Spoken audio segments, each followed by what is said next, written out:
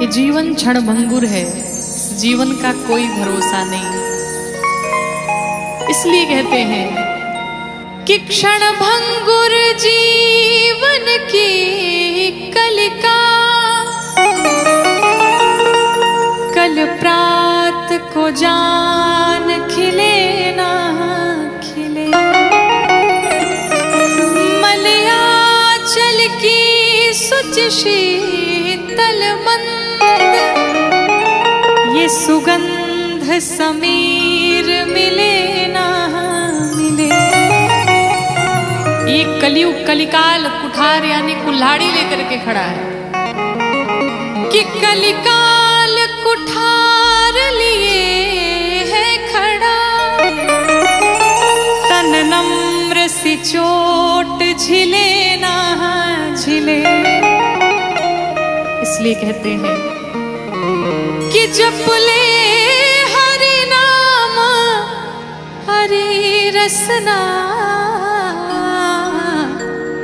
क्यों? क्योंकि फिर अंत समय में ये हिले ना हिले। किसी साधक ने लिखा कि काहे माया में भुलाइल बाड़ा तोता हो। अरे खोता छोड़ के जाए के पड़ी। सगरी स्वार्थ खातिर निमन बाउर होता हो। ये खोता छोड़ के जाए के पड़ी। काहे माया में भुलाइल बाड़ा तोता हो। खोता छोड़ जाए के पड़ी। सगरी स्वार्थ खातिर निमन बाउर होता हो। कि सगरी स्वार्थ खातिर निमन बाउर होता हो। खोता छोड़ के जाए के पड़ी। काहे माया में भुलाइल बाड़ा तोता हो। खोता छोड़ के जाए के पड़ी।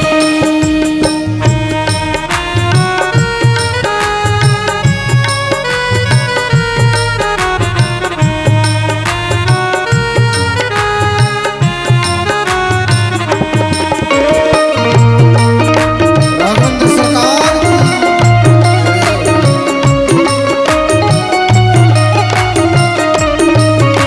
की भाव से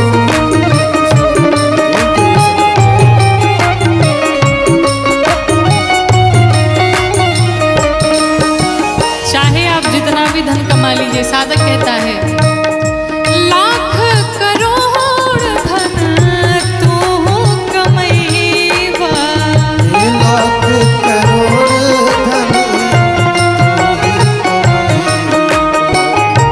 लाख करोड़ धन तू कमैबा।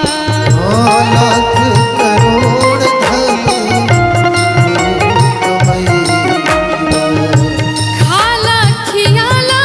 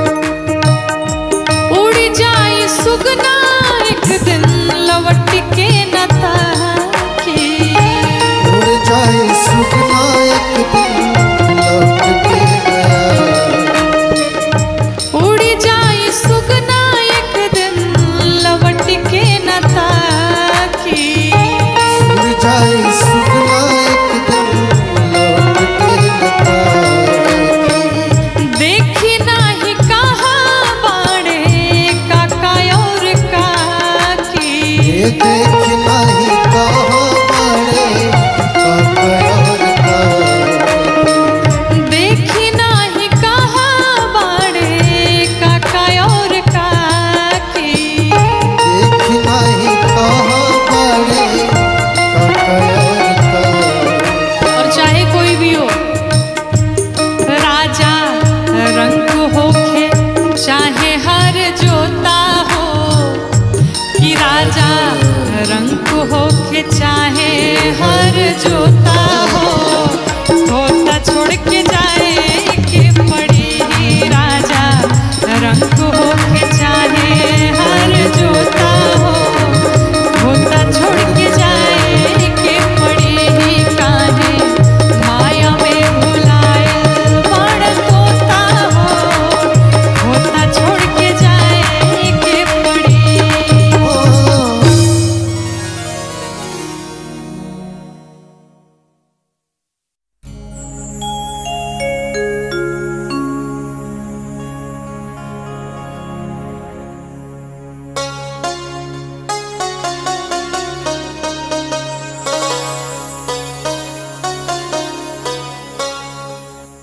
काम क्रोध मद लोभ अभिमानी में होला। काम क्रोध मद लोभ अभिमानी में होला। लीला बहुत जिंदे कहानी में होला।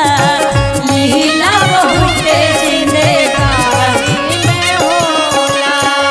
काम क्रोध मद लोभ अभिमानी में होला।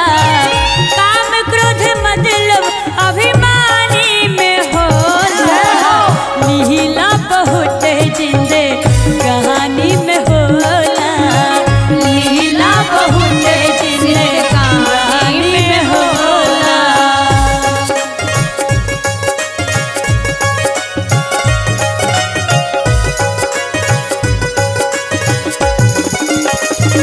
जय हो।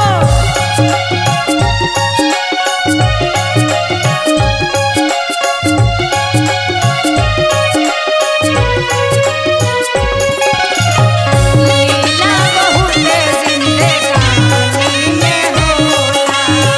लीला बहुत जिंदे कहानी में होला।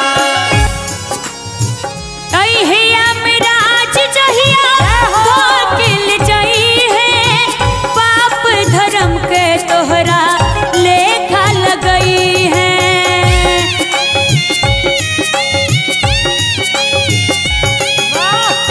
अहिया मिराज जहिया धोकिल जई है।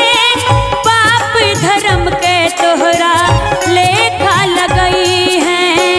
सब कस गलती नादानी में होला। सब कस गलती नादानी में होला। लीला बहुत जिंदे कहानी में होला। लीला बहुत जिंदे कहानी में होला। लीला बहुत जिंदे कहानी में होला।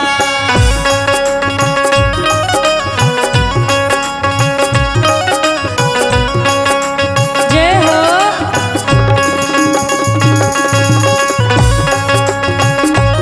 आहा, क्या बात है।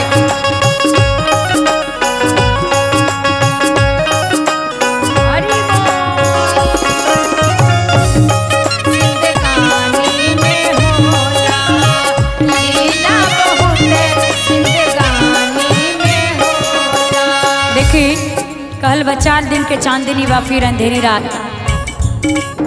ये जितना लोग हम सब ये मनुष्य तन पौले बने जाएगी लीला मात्र के लिए आपन अपन लीला करे के बा और फिर भगवान के पास जाए के बा। ऐसे गुमान देखे कैला के कौने चीज पर। 4 दिन की चांदनी बा फिर बा अंधेरा।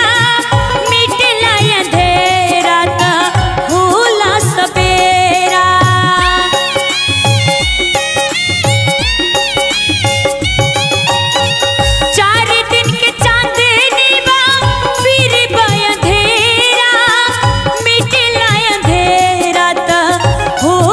सबे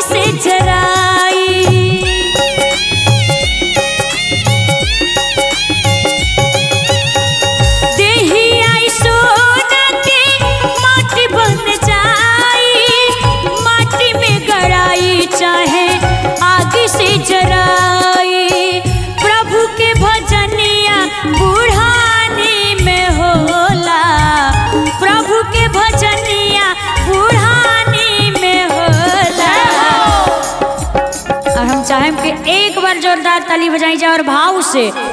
प्रभु के भजनिया बुढ़ारी में होला, भाव से। लीला बहुत जिंदे कहानी में होला, लीला बहुत जिंदे कहानी में होला, लीला बहुत जिंदे कहानी में होला, लीला बहुत जिंदे कहानी में होला, लीला बहुत जिंदे कहानी में होला, लीला बहुत जिंदे कहानी में होला, लीला बहुत जिंदे कहानी में होला।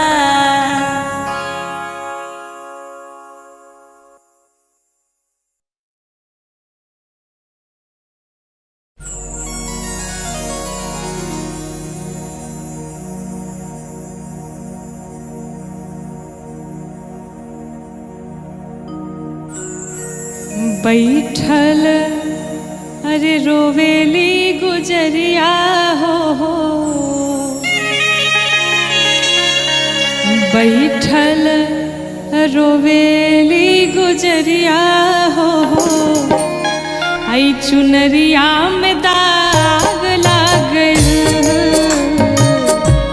बैठल रोवेली गुजरिया हो, चुनरिया में दाग लागल। कैसे जाई पिया के नगरिया हो, कैसे जाई पिया के नगरिया हो, चुनरिया में दाग लागल, बैठल रोवेली गुजरिया हो, चुनरिया में दाग लागल।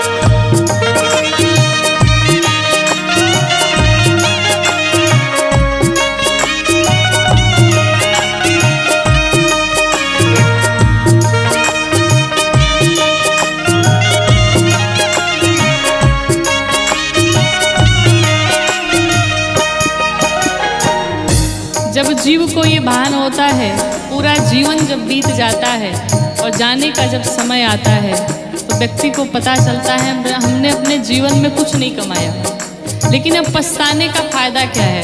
साधक कहता है, आइल भगवाना के हमरो संदेशवा, आइल भगवाना के हमरो संदेशवा, जाए के बहामारो के पियावा के देशवा, जाए के बहामारो के पियावा के देशवा, आइल भगवाना के हमरो संदेशवा, आइल भगवाना के हमरो संदेशवा, जाए के बहामारो के पियावा के देशवा, जाए के बहामारो के पियावा के देशवा। लेकिन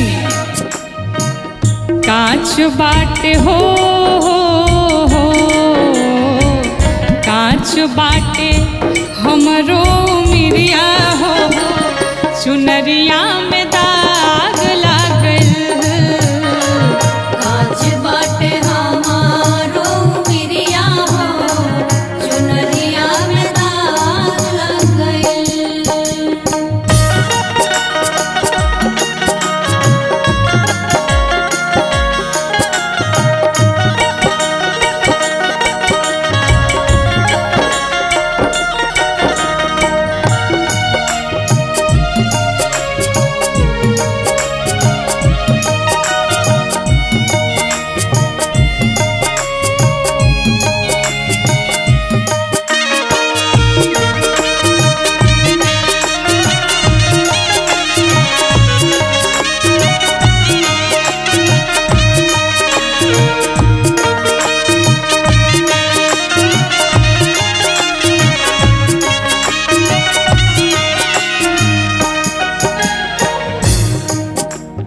विंतीपुर जहाँ हम आकर के सभी मनुष्य सारे प्राणी रहते हैं, ये हम सभी का मायका है और भगवान का घर हम सभी का ससुराल है। आप एक बार विचार करिए, कोई भी कन्या अपने मायके में जब आती है तो कितने दिनों तक मायके में रह सकती है? थोड़े दिनों तक।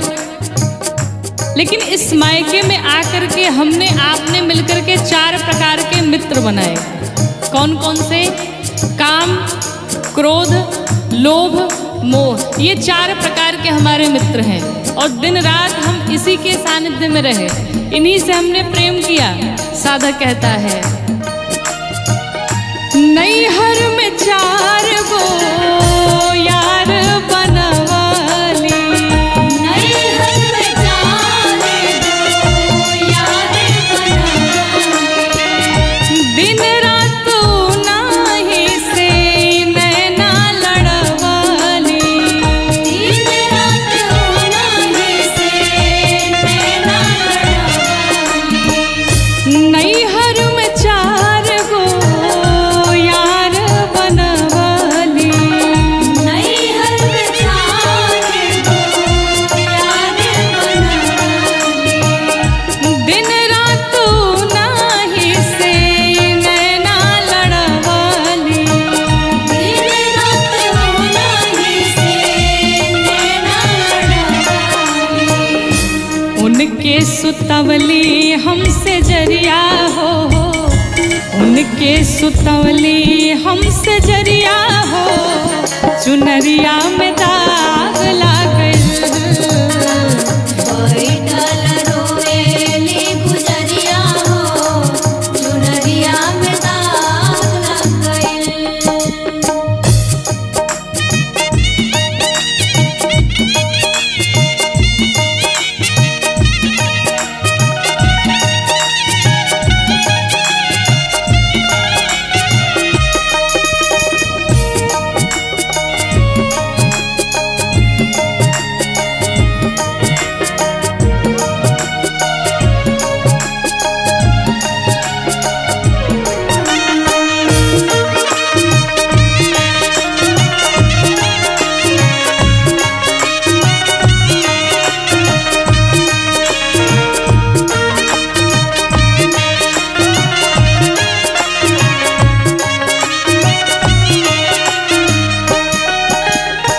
जब जीव माँ के गर्भ में होता है और उसे बाहर निकलने का जब समय होता है, जितना दुख जीव को माँ के गर्भ में होता है, संसार में उतना दुख कभी नहीं मिलता है। कहा गया, गर्भवासम समम दुखम न भूतो न भविष्यति, इतना कष्ट मिलता है। और वो छोटा सा बालक तड़फड़ाता रहता है माँ के गर्भ में, भगवान से विनती करता है, प्रभु एक बार बाहर कर दीजिए इस गर्भ से, संसार में जाऊंगा, पुण्य करूंगा, भजन कीर्तन करूंगा और ऐसे सुंदर कार्य करूंगा कि दोबारा इस गर्भ में मुझे आना न पड़े। मैं वचन देता हूँ। भगवान से ये वादा करता है, लेकिन जीव जैसे ही गर्भ से बाहर आता है, भगवान की सारी बातें भूल जाता है और संसार के विषयों में लिपट जाता है। साधक कहता है, साच बात पिया वाके हम भूल गईली, साच बात पिया वाके हम भूल गइली, पछतात बानी की का कईनी, पछतात बानी की का कइली, ओ साच बात पिया वाके हम भूल गईली, साच बात पिया वाके हम भूल गइली, पछतात बानी की का कईनी। पछतात बानी की का कइली। लेकिन अब पछताने का क्या फायदा? डोली आइल हो, डोली आइल हमारी दुवरिया हो, चुनरिया में दाग लागल, बैठल रोएली गुजरिया हो, चुनरिया में दाग लग गइल। सब बात जब पूरा जीवन बीत गया का क्या मतलब है। और अंत समय में जब हम पछताते हैं तो हमारे पास और कोई उपाय नहीं बचता है। फिर हम क्या करते हैं, सिर्फ रोते ही रोते हैं अंत समय जब आता है तो। इसलिए साधक कहता है, बार बार कथाओं में निवेदन किया जाता है, अभी भी कुछ बिगड़ा नहीं है, अभी भी समझ जाया जाए, अभी भी भगवान के चरणों को पकड़ लिया जाए, बुरे कर्म करने से बचा जाए। साधक कहता है,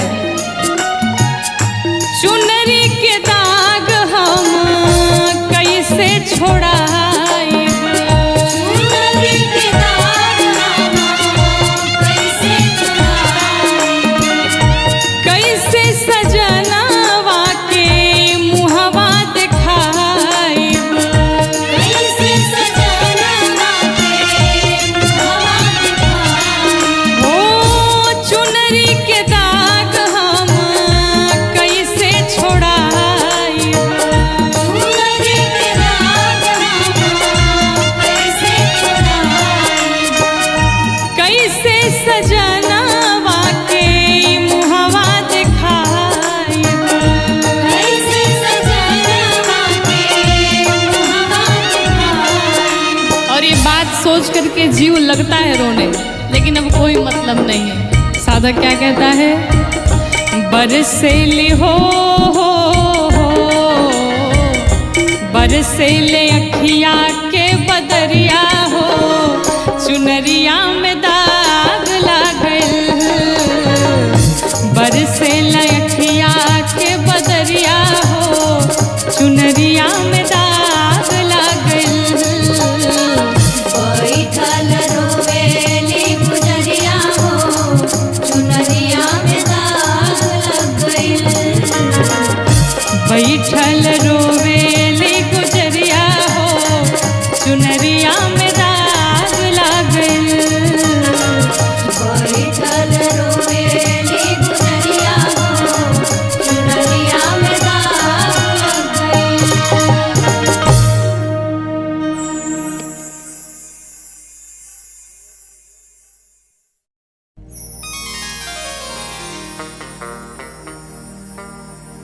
कि तोहर देहिया हो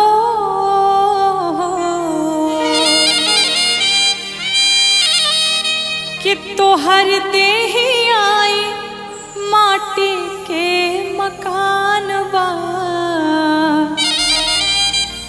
अरे काहे पर गुमान बहाना,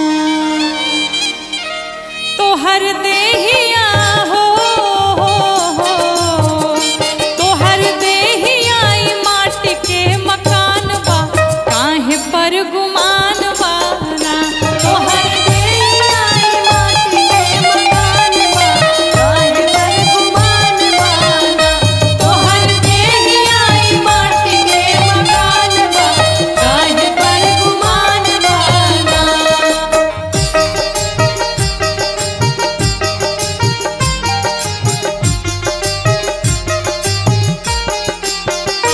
तोहर देहिया माटी के मकान बा, काहे पर गुमान बाना। तोहर देहिया माटी के मकान बा, काहे पर गुमान बाना। कितनी सुंदर बात साधक कहता है, जीवन में चाहे लाखों करोड़ों की संपत्ति कमा लीजिए, लेकिन मरने के बाद एक पैसे भी आपके साथ नहीं जाने हैं। इसलिए कमाना है तो पुण्य कमाइए, किसी का आशीर्वाद कमाइए, सिर्फ यही आपके साथ जाने वाला है। क्या हो जोर बकेतनो पाई पाई साथ एक हो न जाई, जुर्म कितनो पाई पाई साथ एक हो न जाई। जोर बकेतनो पाई पाई साथ एक हो न जाई, जुर्म कितनो पाई पाई साथ एक हो न जाई। जोर बकेतनो पाई पाई साथ एक हो न जाई, तोहर जाए बदे तोहर जाए बदे बांस के विमान बा, काहे पर गुमान बाना, तोहर जाए बदे बांस के विमान बा, काहे पर गुमान बाना। तोहर जाए बदे बांस के विमान बा,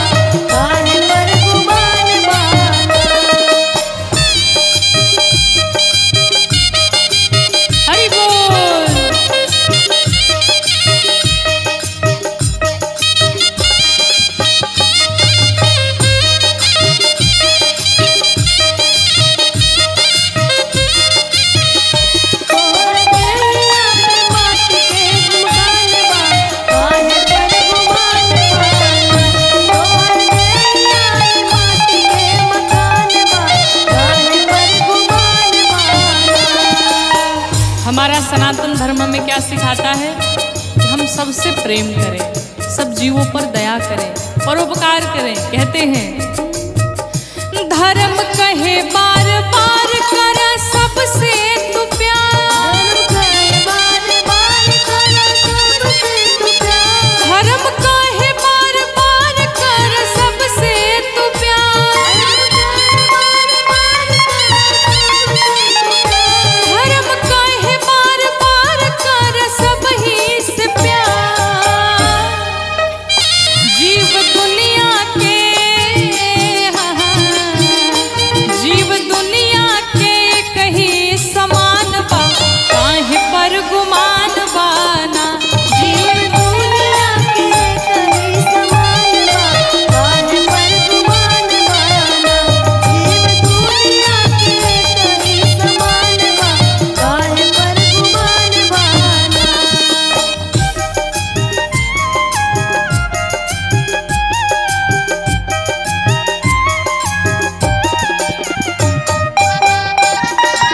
माटी के समान बा, काहे पर गुमान बाना।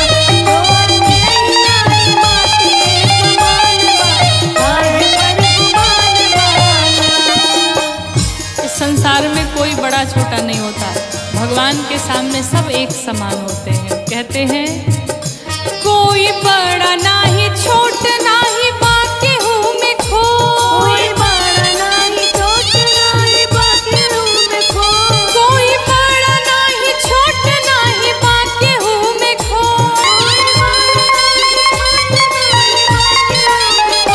कोई बड़ा नाही छोट नाही बाकी हूँ मैं खो। लोग झूठ झूठ हिंदू मुसलमान बा, काहे पर गुमान बाना। लोग झूठ हिंदू मुसलमान बा, काहे पर गुमान बाना। कहर देही आई माटी के मकान बा, काहे पर गुमान बाना। तोहर देही आई माटी के मकान बा, काहे पर गुमान बाना। तोहर देही आई माटी के मकान बा, काहे पर गुमान बाना।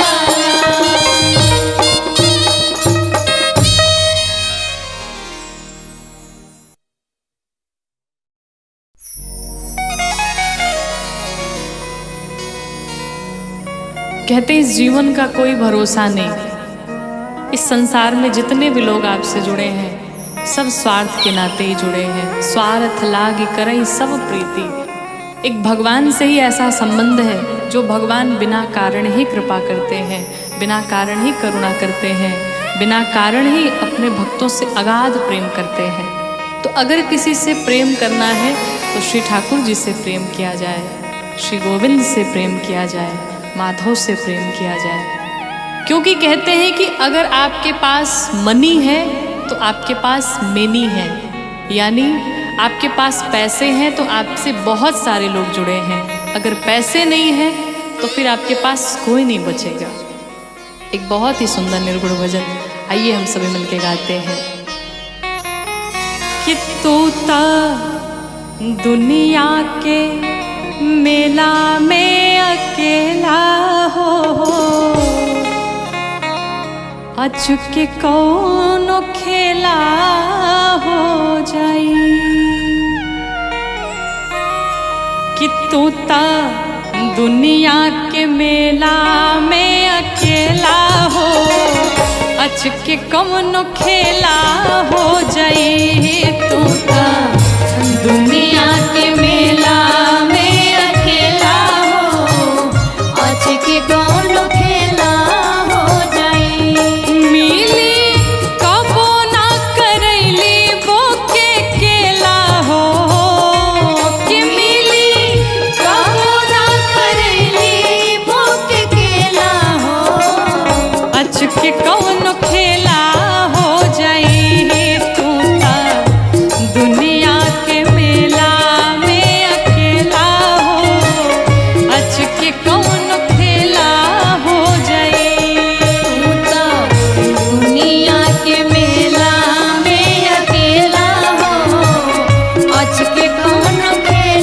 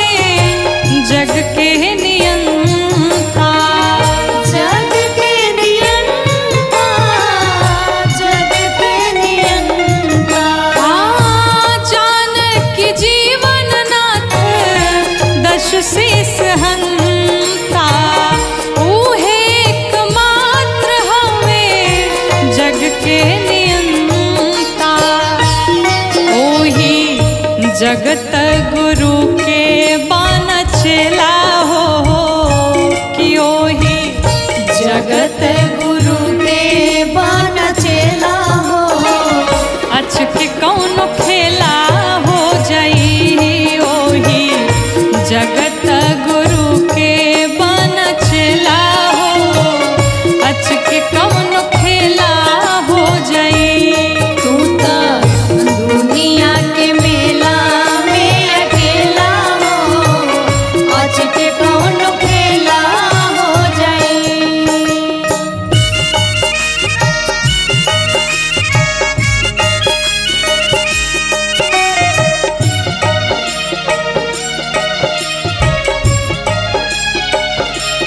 तू तो दुनिया के मेला में अकेला हो आज के कौन खेला हो जाई। तू तो दुनिया के मेला में अकेला हो आज के कौन खेला हो जाई।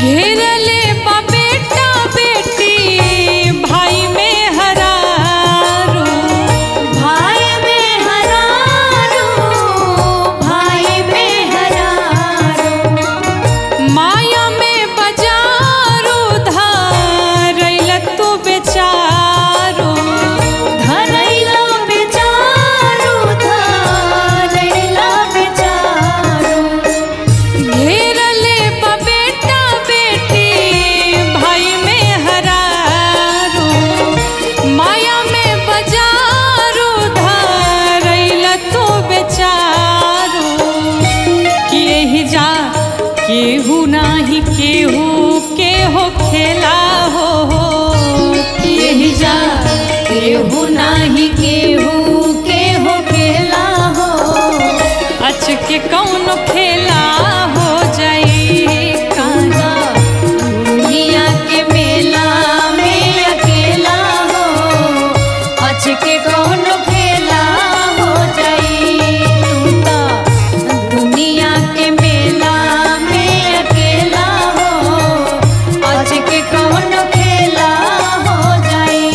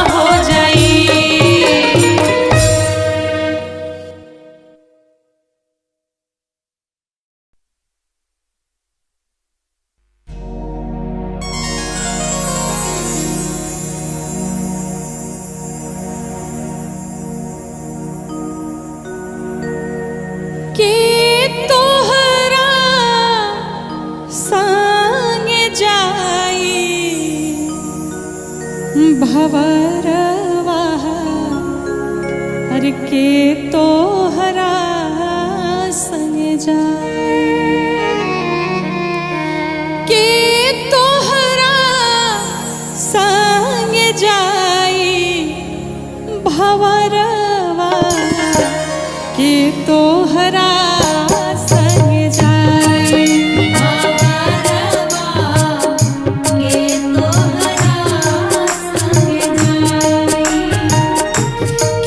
तोहरा संग जाए भवरवा के तोहरा संग जाए।